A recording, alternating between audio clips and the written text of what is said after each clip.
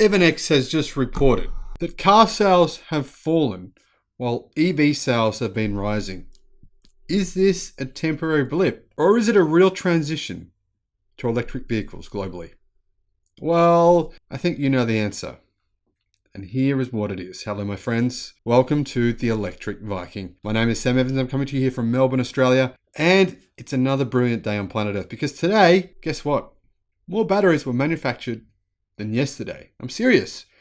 The number of batteries being manufactured is increasing pretty much every single day of the year. Why? Well, electric vehicles are being produced more and more and more. So, no, it is not a temporary blip. This has been happening now for a couple of years. So the question is, when supply chain issues go away for the automotive industry, what will the auto industry actually look like? Evanex says that every crisis presents opportunities, and I've been saying this for months. This crisis has been brilliant for EV manufacturers because they've had the opportunity to disrupt legacy auto. 'Tis said, but when looking at facts and figures in the midst of chaos, it can be hard to identify what represents crisis and what represents opportunity.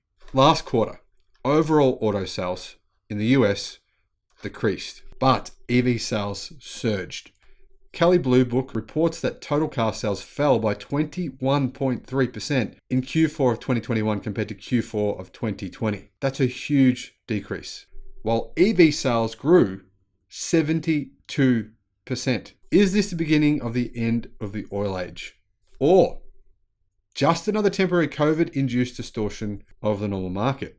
Well, Legacy Auto would love for you to believe that this is just COVID, but I think we know now these trends are being repeated in almost every Western country on the face of the earth.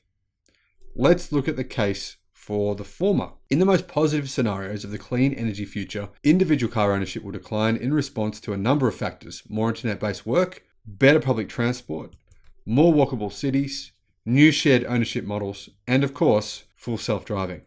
Some, notably Tesla's Elon Musk, believe that autonomous vehicles will be in service most of the time, instead of parked most of the time, so that fewer vehicles will actually be needed. Now, others, citing the principle that when things get cheaper, they get used more, believe that the rise of robo-taxis could lead to more traffic, not less. Now, I personally think it's going to lead to significantly less traffic, even though they'll be used more. Doesn't add up, does it? But actually, when you think about it, how many hours of the day do most people use their vehicle? Well, when most people use their vehicle, it's only for around about 20 minutes at a time, or maybe a maximum of 1 hour a day. But I think that robo-taxis in the future will be used for about 23 hours per day, meaning more use per car. In fact, a lot more use per car. On the other hand, there are several reasons to be wary of extrapolating a long-term trend from sales stats from one highly unusual quarter to another. By all accounts, the reason for tanking auto sales lies on the supply side. At least that's what GM, Toyota, Honda, all the others would have you believe. People still want to buy cars, as the sky-high prices for used vehicles and the unattractive practice of auto dealers slapping high markups on in-demand models make clear. However, automakers are unable to supply them due to the ongoing chip shortage and other supply chain problems. However, as I've said many times, why is it that all these legacy automakers can't supply them, but companies in China, in particular, startup EV companies, have been able to double, triple, quadruple their sales over the past 12 to 24 months. How is that possible? As for the fact that EV sales have soared, it would be more accurate to say that Tesla sales have soared and Chinese EV company sales have soared. Kelley tells us that some 72% of all EVs sold in the US last quarter sported Tesla's T logo on their hoods. 72% across America. That's crazy. Tesla dominated the overall luxury auto market in the US as well, outselling gas models from Audi, BMW, Lexus, and Mercedes. Just imagine when they have a second factory in the US producing vehicles at a faster rate than the first one. For several reasons, notably its in-house software development and its unified computer architecture. The chip shortage has proven to be far less of a problem for Tesla than for legacy brands. It's hard to escape the conclusion that the reason EVs bucked the overall market decline is simply that all electric Tesla had cars to sell, while the other gas-centric brands didn't. But is this actually true? Does this mean that once the industry solves its supply chain problems, the market will return to normal, as many people are claiming. That EV's heroic quarter was just a temporary blip, not likely. Just because an event can be explained by short-term factors doesn't mean it has no long-term significance. Every one of those EVs sold last quarter represents one less ICE car spewing pollutants into the air, and one more electric driver spreading the gas-free gospel to family and friends. And that's what happens. I've been doing the same thing ever since I first drove an electric car. Well, I started a YouTube channel. The rest is history. Now remember, there's also the attention-grabbing sales statistics, which are generating mainstream coverage of EVs, which is finally starting to trend positive. A recent New York Times article was one of the first that doesn't repeat the debunked myth of the long tailpipe. I've got a video coming out about that soon as well. Cars are fashion products, and news of increasing sales has a snowball effect. Why did almost everyone on the planet decide they wanted an SUV? Because they heard that almost everyone else had one. And we are creatures of habit. Thoughtful car buyers who read that EV sales are trending upward will start to be concerned about the dubious resale value of a new gas burner. Have a look at the resale value of gas vehicles in Norway in comparison to electric ones. It's not very good. Perhaps more importantly, the policies at Tesla that have helped it to weather the chip shortage are not going to change. Legacy automakers will get their supply chains running smoothly again, eventually.